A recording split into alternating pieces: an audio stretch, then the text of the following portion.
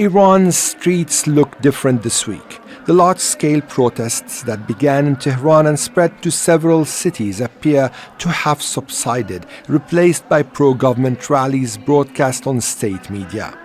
Authorities say hundreds of people were arrested and accuse what they describe as rioters and trained terrorists of killing security force members and civilians.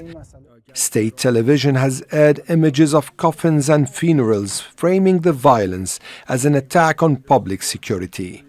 Protests were triggered by deep economic pain. In the past year, the Iranian rial has lost more than 80% of its value to the US dollar. Inflation has surged, with food prices increasing year on year, more than 70% by late 2025. For workers whose wages are revised only once a year, purchasing power has collapsed. Many Iranians trace the roots of this crisis back to 2018. With me, it's very simple. Iran cannot have a nuclear weapon. This was the moment Iran's Pandora box opened wide. When the United States withdrew from the nuclear deal, sanctions tightened, oil revenues fell, and the economy entered a prolonged contraction. Since then, the rial has lost around 4,000% of its value to the dollar. The unrest reflected economic frustration, workers, business owners, and low-income families all struggling with rising costs. But as the demonstrations intensified, they widened to include politically motivated groups, including factions openly calling for the toppling of the Islamic Republic.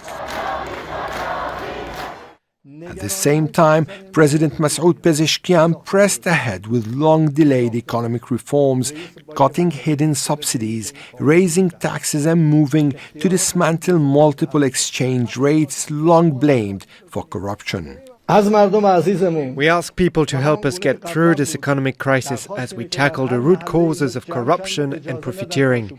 Those who abuse the economic system internally and externally will not be happy. The enemy is trying to take advantage of this. Unlike the 2022 protests sparked by the death in police custody of Mahsa Amini, which focused on social freedoms, this wave is rooted in economic collapse and widening political mistrust. With inflation high and rival narratives hardening, the economic drivers that brought people to the streets have yet to be resolved.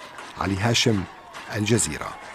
Don't miss out. Get the full picture. Subscribe to Al Jazeera for reliable news, expert insight. Like, share, stay ahead.